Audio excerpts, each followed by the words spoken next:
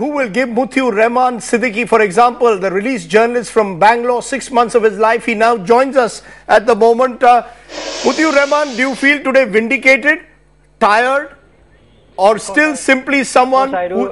Yeah, go ahead. Yeah, please carry on. How do you feel today? Do you feel vindicated, or do you believe that you still have a battle to be won to get yourself completely absolved, in a sense, of this taint which has been put on you of terror? I feel relieved, I feel vindicated, and I still feel that the battle is yet to be won, because my other friends who were arrested along with me and who are still in the central prison of Bangalore, they are yet to be absolved of the charges, and I think the battle won't be won until they get out clean.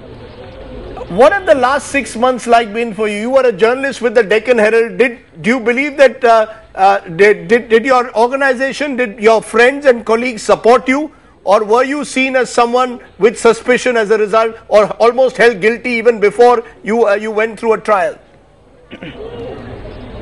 As far as my colleagues and friends are concerned, they were with me and they stood by me in this hour of crisis.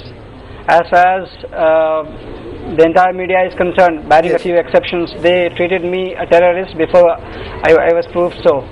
So that way, I think the media has a lot to ponder over. They have a lot to explain, and I think it's something which they should introspect, because they assassinate the character of a person. Yes. For their TRPs, for their viewership and readership.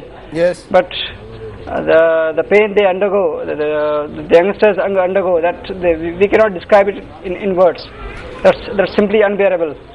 Do you believe you were framed for the simple reason that you were a Muslim? I think that was one of the things. that I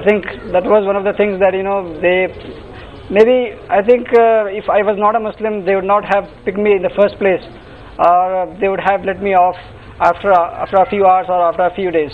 But because I was Muslim, it was like soft target, likely to be a terrorist.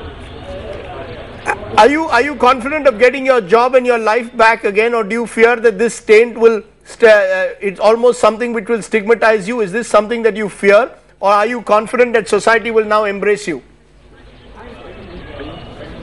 Going by the media coverage I have got in the last 24 hours, yes, I really didn't expect that the media will stand by me, because what has happened in these cases is the media goes to down with all tall stories about the arrest of people, but when these people come out clean, right, the media hardly takes notice. But fortunately, in my case, that hasn't been the case, and I'm simply overwhelmed by media support, and I really thank them that what the damage they did to me in the beginning, they have more than compensated it.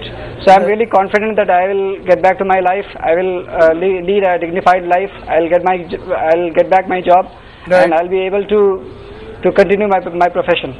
When you were arrested, police sources claimed that you were the mastermind who had identified high-profile personalities for assassination by your associates.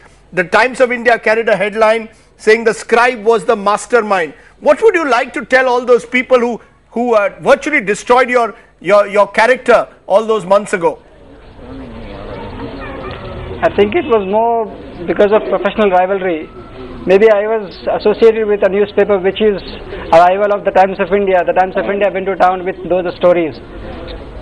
I think as far as other papers are concerned, they were moderate in the reportage. But right, the Times of India and its other sister publications, yes, they were very vociferous. They were very offensive.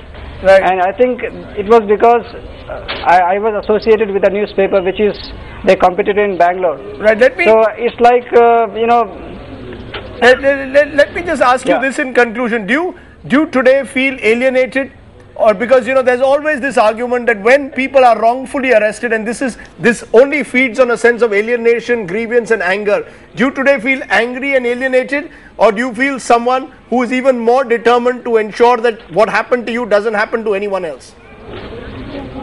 Of course, I don't feel alienated because as I told you earlier, that fortunately in my case, the media's attitude and the society's attitude has completely been different. I consider myself very lucky, very fortunate that the media stood by me, and the society also embraced me. So I really feel determined that I'd be able to continue the battle forward, and the battle is yet to be won. Is yet to be won at the moment. Mutiur Rahman Siddiqui, you are therefore an example of what goes wrong with our system of prosecution. I hope you get your life back together again, and that you are able to pursue your profession of journalism in the way you want to. I appreciate your joining us here, and on behalf of all the media fraternity, I feel truly apologetic that your character was assassinated and you are presumed guilty without even being given a fair chance to be heard. Thank you very much for joining us here on CNN IBN.